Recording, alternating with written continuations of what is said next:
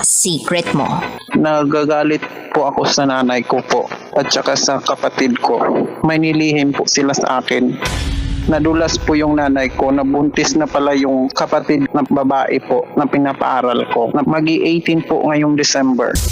Di bali po yung dalawa pong kapatid ko, babae at saka lalaki, pinapaaral ko po. Pero hindi niya po talaga totally sinabi. Nalaman ko po sa pamangkin ko po. Sabi ko, bakit niyo nilihim sa akin? Ang sakit lang sa akin kasi inuna ko sila eh. Inuna ko sila bago yung pangarap ko. Nung pagka-graduate ko po ng K-12, mas pinili ko po silang paaralin eh. Hindi lang po siya umimik eh. Parang nagbibingi-bingihan lang. Hingi mga weekly po, hingi yung kapatid ko, mga project, mga ganun po, mga boarding house. Kinausap mo na ba yung kapatid mong babae na yan? Hindi pa po kasi blinak niya po ako. Nakarinig ka ba ng salitang salamat dito sa mga kapatid mo, kaya sa nanay mo?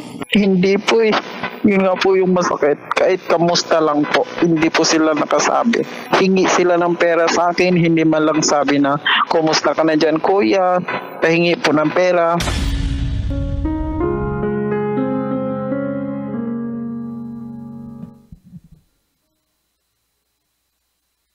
Kumusta ka, Kabisyo?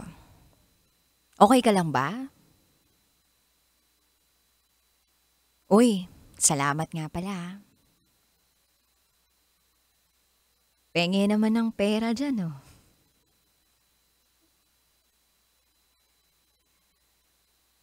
Ang pangungumusta ay hindi sinasabi o mini-message sa taong gusto mo lang may makuha ka.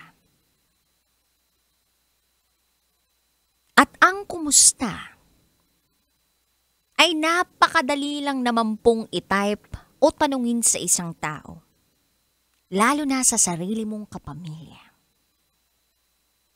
Nakakadurog ng puso ang mga taong bigay ng bigay sa kanilang mga pamilya, pero ni kumusta mula sa kanila,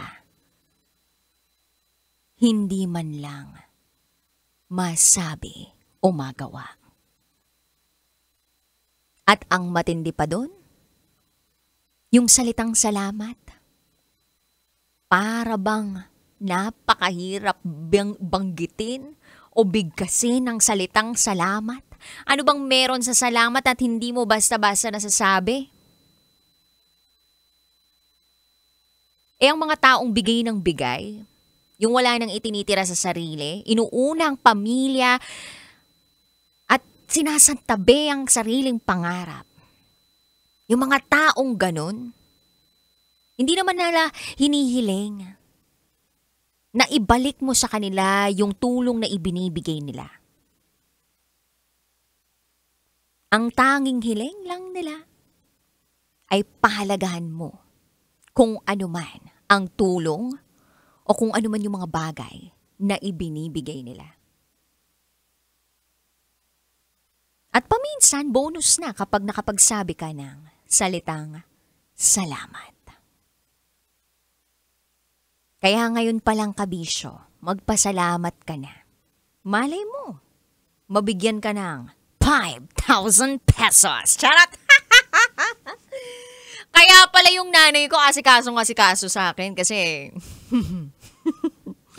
gustong-gusto kong pagsilbihan para minsan merong mailambing. Pero ang sarap din naman talaga makapagbigay sa sarili mong kamag-anak, sa kapamilya. Lalong-lalo na kung wala naman silang itinatago sa'yo. Pero pag malaman-laman mo talaga na yung nanay mo, pati yung kapatid mo, may inilihim sa'yo, naku, magagalit ka talaga ng todo. Nakakapanggalaite yung tipong ikaw, hindi mo na halos nabilhan ng bagong brief yung sarili mo. Degarter na nga lang, bacon pa. Butas-butas na lahat ng mga underwear mo.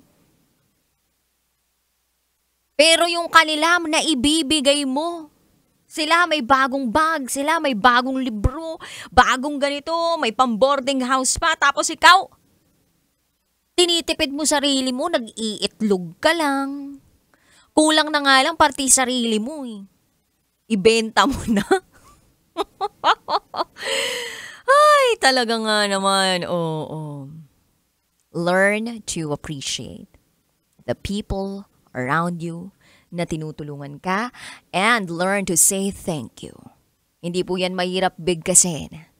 Mas mahirap pang bigkasin yung mga salitang mahal kita. Ay! Lalo na kung hindi naman totoo. Charot! Tuwidarot! Anyway, kabisyo. Alas 9 ng gabi hanggang hating gabi magsasama tayo kapiling ang Basta Princess ng Love Radio, DJ Rocky Terra. At ngayong gabi samahan mo ako sa isa na namang panibagong pagsisiwalat ng sikreto ng ating kabisyo. Eto na po ang patikim ng DJ Rocky's Secret Files.